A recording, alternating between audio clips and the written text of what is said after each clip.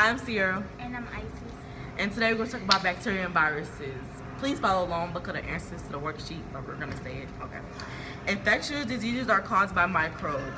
These are small organisms which are invisible with the naked eye and invade your body to get multiplied. The symptoms are caused by infection depending on the location, nature of the infection, and type of microbe.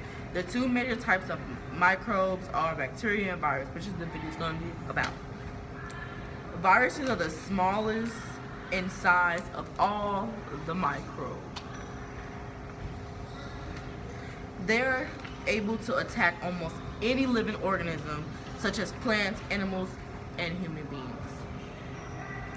A virus uses another organism like a human being as a host. This means that the virus invades a cell to multiply itself. In this way, hundreds of new viruses are produced. Viruses can multiply, but they are not living because they do not have all the other characteristics of living organisms, which can spread throughout the body. They can also infect new organisms. And if you didn't know, viruses cannot survive outside of the body of the host for long. They can only sub up a few seconds to minutes after leaving the host. Bacteria are much larger than viruses. They live almost everywhere, and many of them don't cause infection, which could probably be a good thing.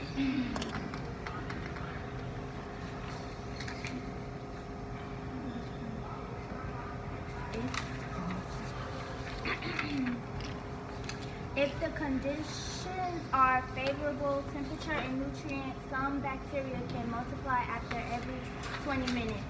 Your intestines contain large number of bacteria. Normally, these bacteria don't cause any problem. Actually, in this situation,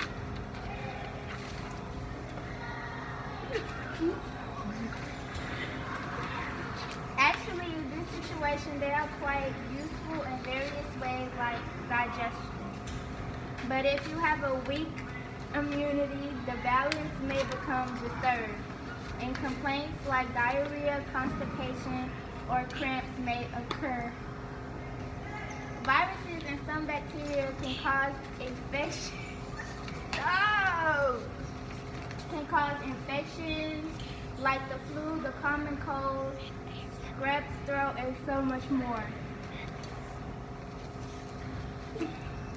Well, sorry, I'm for real, bro. Stop. Okay. But it is very difficult. Stop. But it is very difficult to eliminate viruses like the common cold.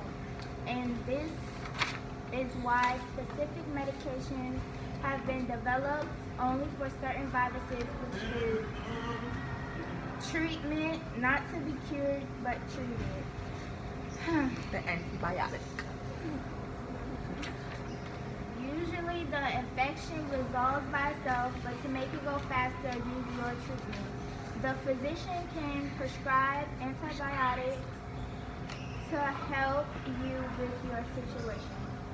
And antibiotics is only effective against bacteria, not against viruses. That's why we said earlier it's only used for treatment if you're referring to the virus. But if you don't want this to happen to you, one thing that can help you prevent it is to have great hygiene. Wash your hands, and when you sneeze or cough, make sure you do it in tissues. And if you don't have tissues nearby, do it in your hand and immediately go wash them. Yeah, that's one thing. Always have great hygiene, like wash your hands, cover your mouth, disinfect wounds. Like if you go cut yourself, don't just wipe off the blood and keep on running. You must go clean it because that's nasty. And you will get sick if you walk around with an open wound. So you can use stuff like alcohol, peroxide to clean it up. So now we're just gonna go through and just explain the pictures just in case you didn't understand.